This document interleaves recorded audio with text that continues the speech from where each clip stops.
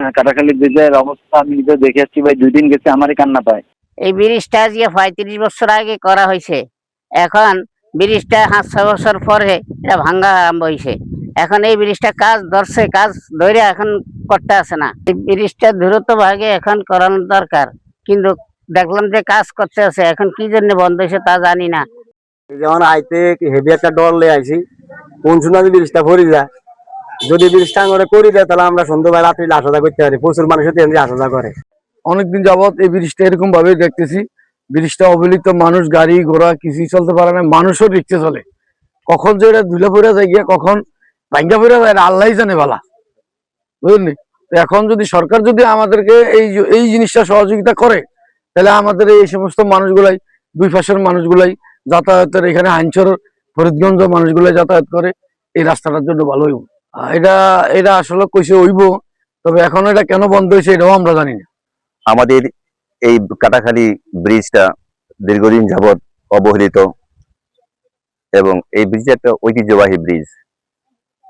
এপার আর ওপারের লোকের যাতায়াতের খুব বিঘ্ন ঘটে। রাতের বেলায় তো খুব রিস্ক, দিনের বেলা চলতে অনেক রিস্ক। কিছু লোক কাঠ দিয়ে ব্রিজ পারাবার হয়, কিন্তু খুব রিস্ক। হুন্ডা আসে এবং আপনার অটো, ব্রিজ একটা হুন্ডা গেলে খুব কাঁপাকাঁপি শুরু হয়, মানুষের খুব ভয়ভীতি, অত্যন্ত নাজুক অবস্থা। সরকারের কাছে আকুল আবেদন, দীর্ঘদিন যাবৎ বিভিন্ন মিডিয়ার লোকজন আসে, ছবি তুলে নেয়, কিন্তু কোনো কাজ হচ্ছে না। আমরা শুনেছি যে এটা সরকারিভাবে সেকশন হয়েছে, ও পাশে কিছু কাঠ বসাইছে, কিন্তু দীর্ঘদিন যাবৎ প্রায় 2-3 বছর যাবৎ এই অবস্থা।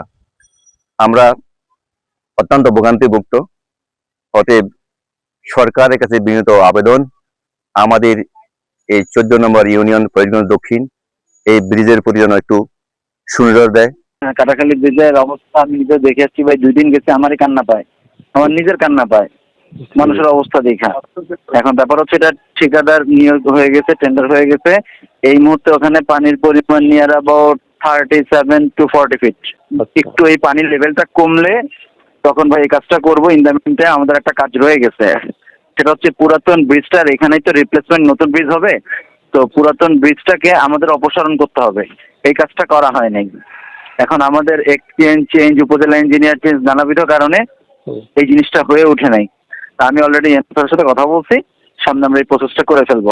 আমি শুধু একটা নির্দেশনা দিচ্ছি যে ভাই এখন কোনো গাড়ি ঘোড়া যেন না চলে, এখানে শুধু মানুষজন একটু চলাচল করুক, কারণ রাইট নাও ডাইভার্সনও করা সম্ভব না।